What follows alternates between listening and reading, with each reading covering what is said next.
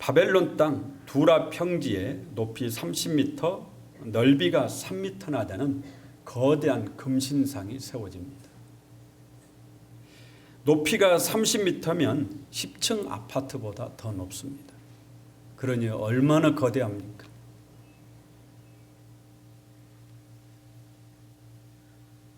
또 금신상이니까 햇빛에 반사된 그 금빛이 얼마나 황홀했겠어요. 아니나 다를까 이 거대한 금신상 앞에 수천 수만의 무리가 줄을 맞춰 서 있습니다. 큰 나팔 소리에 모두 엎드리라 우렁찬 외침이 들립니다. 금신상 앞에 서 있던 수많은 무리가 이 금신상에 엎드려 절을 합니다. 그런데 바로 그때 군계일학처럼 세 사람이 눈에 띕니다.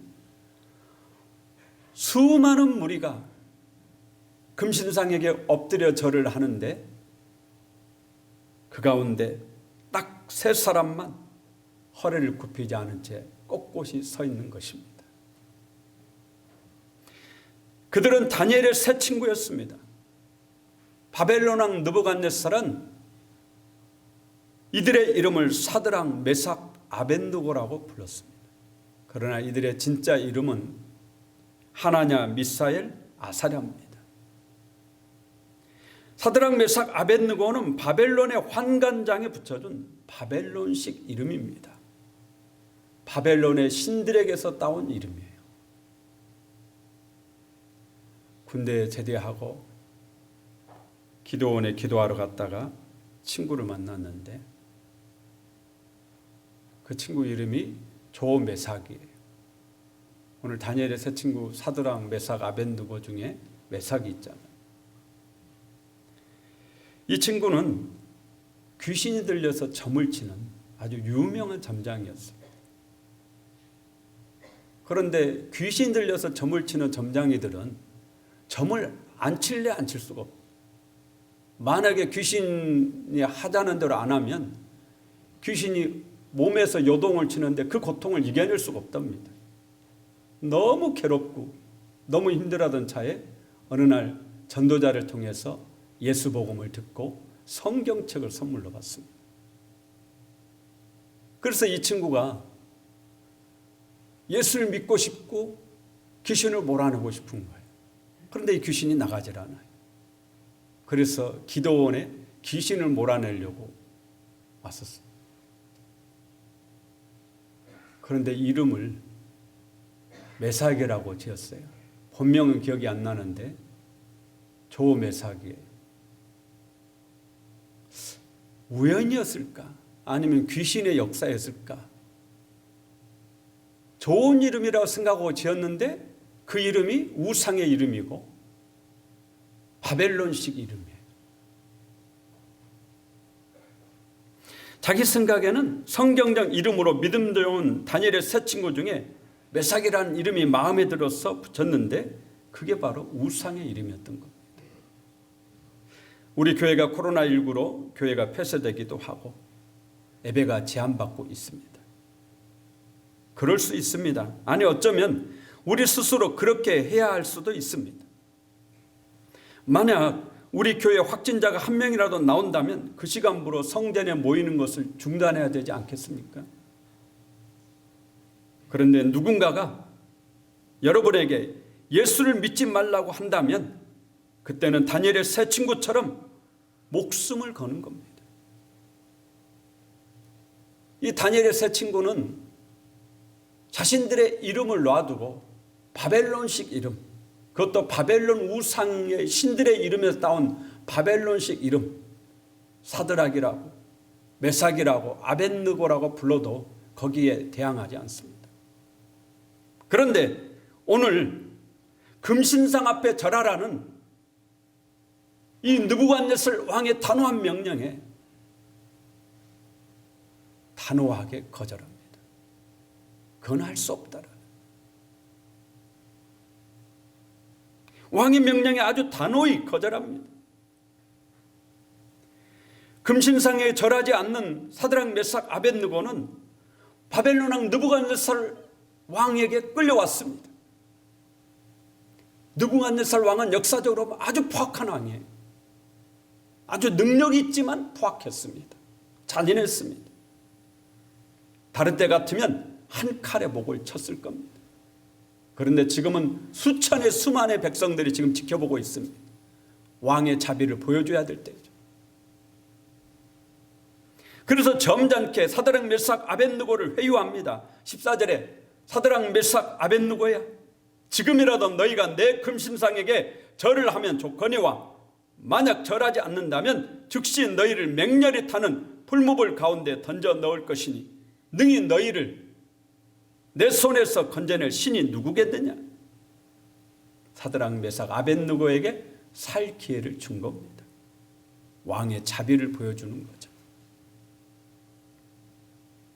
느부갓네살 왕은 다시 한번 이들에게 살 기회를 주므로 이들과 타협하려고 했습니다. 하지만 진정한 믿음의 타협이란 없습니다. 사드락 메삭 아벳느고의 대답은 단호했습니다. 16절에 사드락 메삭 아벳느고가 왕에게 대답하여 이르되 느부갓네살이여, 우리가 이 일에 대하여 왕에게 대답할 필요가 없나이다. 왕이여, 우리가 섬기는 하나님이 계신다면 우리를 맹렬히 타는 풀무불 가운데서 능히 건져내시겠고 왕의 손에서도 건져내시리이다. 그렇게 하지 아니하실지라도 왕이여, 우리가 왕의 신들을 섬기지도 아니하고 왕이 세우신 금신상에게 절하지도 아니할 줄을 아옵소서. 우리는 이 믿음을 그리 아니하실지라도 믿음이라고 부르죠. 저는 이 믿음을 절대 믿음이라고 부릅니다. 하나님이 풀무불에서 우리를 구해주지 아니하신다 할지라도 우리는 금신상에게 절할 수 없습니다. 하나님 배반할 수 없습니다. 할렐루야. 이 절대 믿음이 여러분 안에 함께 하시길 축원합니다. 다니엘의 세 친구가 가진 그리 아니하실지라도 이 절대 믿음은 주기철 목사님의 일사각오의 믿음입니다.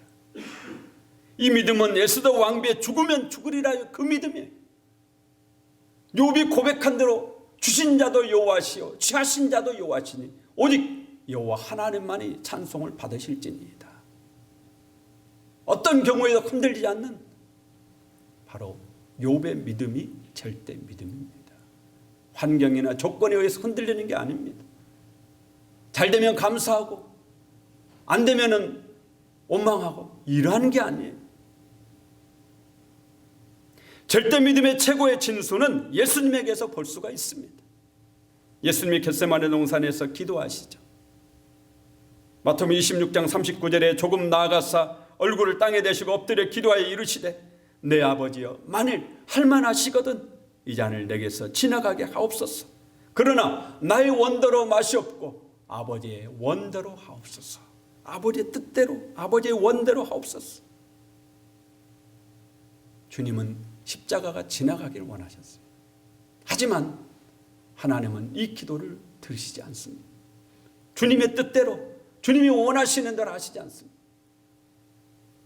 결국 십자가를 지고 골고다 언덕을 오르시고 십자가에 못 박혀 달리셨습니다. 예수님은 그 모진 십자가 고통 속에 하늘을 향해 외칩니다. 마태복음 27장 46절에 제90쯤에 예수께서 크게 소리질러 이르시되 엘리 엘리 라마 사박다니 하시니 이는 곧 나의 하나님 나의 하나님 어찌하여 나를 버리셨나이까 하는 뜻이라. 왜 나를 버리셨느냐 원망의 소리처럼 들리시죠? 하지만 그게 아닙니다. 나를 버리기까지 죄인인 저들을 그토록 사랑하시는 하나님의 사랑이 얼마나 크시냐는 그 물음입니다. 우리 예수님의 믿음은 결코 변치 않습니다. 하나님 아버지가 십자가에서 당신을 구해 주시지 않는다고 해서 배반하지 않습니다. 마음이 편치 않습니다. 누가복음 23장 46절에 예수께서 큰 소리로 불러 이르시되 아버지 내 영혼을 아버지 손에 부탁하나이다 하고 이 말씀을 하신 후 숨지시니라.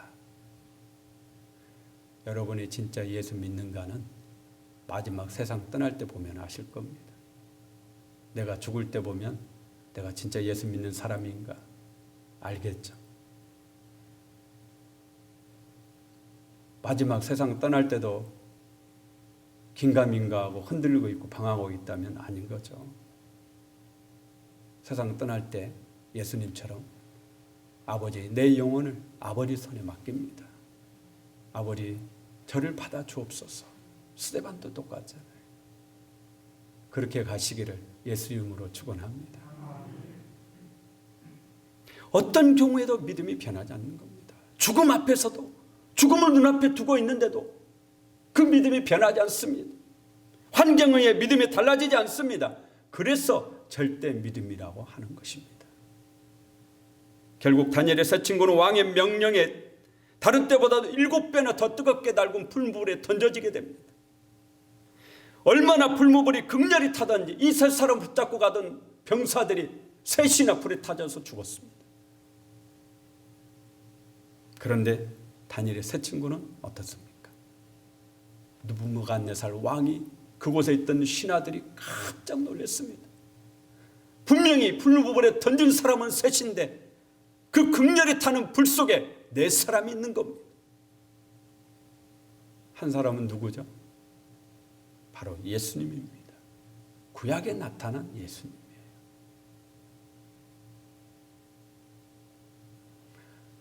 우리가 마지막 세상을 떠날 때 혼자 가지 않습니다.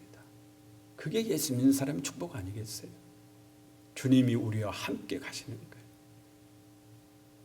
여러분이 마지막 육신의 죽음을 맞이하게 될 때 혼자 죽음을 맞이하는 것은 저주고 불행이에요. 반드시 주님과 함께 맞이하게 됩니다. 주님 품에 안기게 되는 거예요. 오늘 다니엘의 세 친구가 불무불 속에서 죽음에 떨어졌을 때 예수님이 그들과 함께함으로 영원한 생명을 얻는 겁니다. 오늘 저와 여러분에게도 이런 축복이 있기를 원합니다.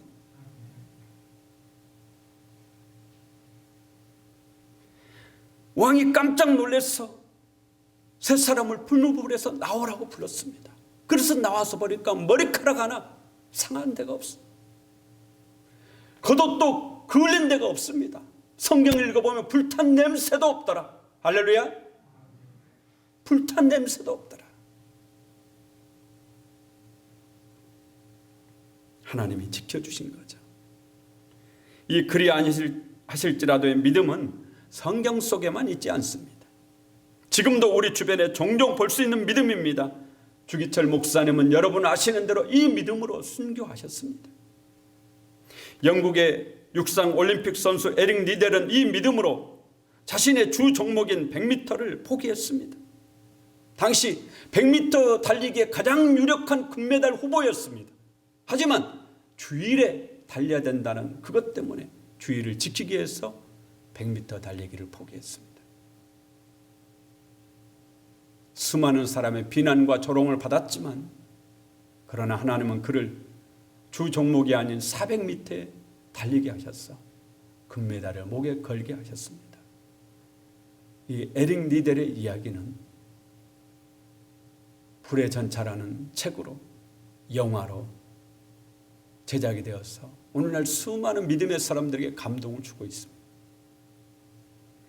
루마니아 공산당들이 목사님 한 분을 붙잡고 예수를 부인하고 공산당을 지지하라며 심한 고문을 했습니다. 하지만 이 목사님 강인한 믿음으로 그 어떤 고문에도 굴복하지 않는 거예요. 정말 말로 달 수 없는 고통 속에서도 굴복하지 않습니다. 그런데 공산당이 얼마나 잔인하고 악독합니까? 이번에는 14살 된 아들 알렉산더를 데리고 와서 목사님 보는 눈앞에서 불로 지지는 겁니다. 아들이 처절한 고통 속에서 소리를 지르는 겁니다. 그 강한 믿음에 가졌던 이 목사님도 아들이 고문을 받는 그걸 보는데 더 이상 견딜 수가 없었어요. 그래서 내가 항복하겠다고. 내가 항복하겠어. 그때 이 아들이 고통 속에서 신음하면서 외쳤답니다. 아버지, 예수님 부인하지 마십시오. 설령 내가 산다고 해도 예수 부인한 목사의 아들로 살 자신이 없습니다. 결국 이 말에 용기를 내서 목사님 순교를 하셨다고 그래요. 우리 기독교 순교 역사에 보면 이런 얘기가 수도 없이 많습니다. 우리나라에도 얼마나 많은 순교자들이 있습니까?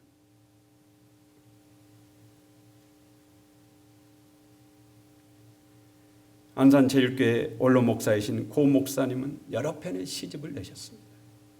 고 목사님의 시집에 이런 시가 있습니다. 저녁 식사 초대받아 집사님 집에 갔다. 식탁 위에 깔아놓은 유리 사이에 사진 한 장 돋보였다. 해제는 국민학교 운동장, 제사상 위에는 돼지머리, 수박, 참외, 과자, 떡으로 널려 있고 야구 빵망이, 글러브, 공, 유니폼 한쪽에 제껴 있는데 야구 코치 선생님 서서 무서운 눈으로 지켜보고 15도 넘는 아이들 모두 절하고 있는데 그 가운데 한 아이만이 그냥 서 있었다. 목사님, 여기 홀로 서 있는 아이가 국민학교 5학년 다니는 제 아들입니다. 우상 앞에 절할 수 없다고 서 있는 거예요. 장하지요. 집사님, 사진 보느라면 밥 안 먹어도 배부르시겠어요.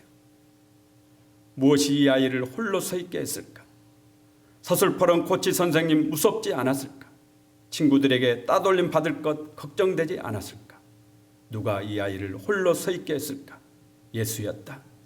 예수 바로 만나면 세상 어떤 어려움 앞에서도 무릎 꿇게 안 하리라.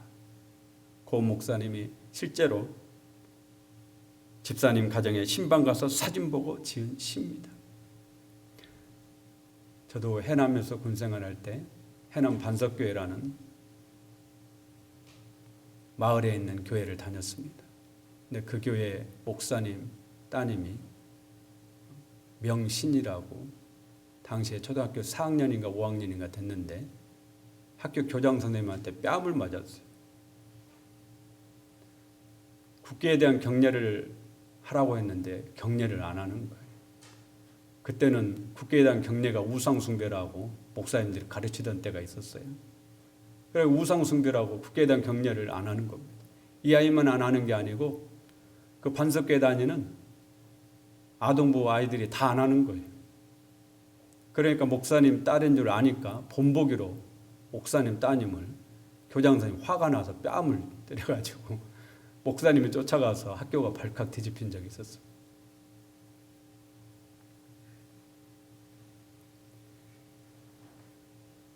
다 절하는데 이 아이 혼자만 절하지 않을 때 이 믿음이 보통 믿음이겠습니까? 이 믿음이 바로 사드락 메삭 아벳느고의 절대 믿음 아니겠어요? 이 믿음이 히브리서 11장에 나오는 세상이 감당치 못하는 믿음입니다. 지금도 우리 주변에는 다니엘의 세 친구가 가진 절대 믿음의 사람이 많이 있습니다. 광주 베들교회 부목사님께 들은 얘기입니다. 어느 해 여름 수련회 때 중등부 아이 둘이 물에 빠져서 익사했습니다. 수련회는 그 시간으로 끝이 났고 교회는 발칵 뒤집혔습니다. 다들 숨진 아이의 부모님을 걱정했습니다. 당장 내일 모레가 주일인데 교회를 나오시겠냐라는 겁니다. 여러 소문이 무성하게 돌았답니다. 그런데 그 주 주일 베들교회 온 교인들은 큰 감동을 받았습니다. 아들 잃은 부모님, 집사님 네가 떡을 해가지고 와서 전 교인을 대접하면서 우리 아들 예수 믿고 천국 갔으니 감사합니다. 그동안 우리 아들 사랑해 주셔서 감사합니다. 이 믿음이 보통 믿음입니까? 이 믿음이 세상이 감당치 못할 그런 믿음 아니겠습니까? 이런 믿음이 바로 절대 믿음이죠. 어떤 환경에도 어떤 조건에도 흔들리지 않는 믿음. 이 절대 믿음을 가진 사람은 세상의 삶 속에서도 똑같은 삶을 살게 됩니다. 목숨을 걸고 예수 믿는 사람은 공부를 해도 목숨을 걸고 공부를 할 것이고 사업을 해도 목숨을 걸고 하게 됩니다. 무엇을 하든지 목숨을 걸고 하게 되겠죠. 세상에서 승리할 수밖에 없는, 오늘 다니엘의 세 친구가 절대 믿음을 가졌어요. 그렇기 때문에 다니엘의 그 수많은 젊은이들보다도 월등하게 탁월하게 뛰어난, 그래서 바벨론 왕 느부갓네살도 이들을 귀하게 써줄 수밖에 없는 그런 실력 있는 그리스도인으로 살았습니다.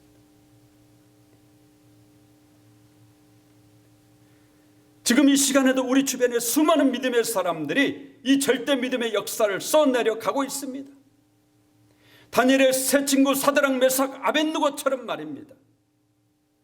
우리도 이 절대 믿음 가져야 되지 않겠습니까? 어떤 환경에도 굴하지 않는 믿음이 여러분 안에 있기를 바랍니다. 어떤 경우에도 흔들리지 마시고 예수님 굳게 붙잡고 승리합시다. 그리 아니하실지라도의 믿음. 설령 하나님이 나를 이 불 속에서 건져내 주시지 않는다 할지라도, 하나님이 나를 죽게 내버려 둔다 할지라도, 하나님이 내 기도에 응답해 주시지 않는다 할지라도 내 마음은 편치 않습니다. 내 믿음은 편치 않습니다. 하나님 배반할 수 없습니다. 하나님 한 분만 섬길 것입니다. 이 절대 믿음이 여러분의 믿음이시기를 예수 이름으로 축원합니다.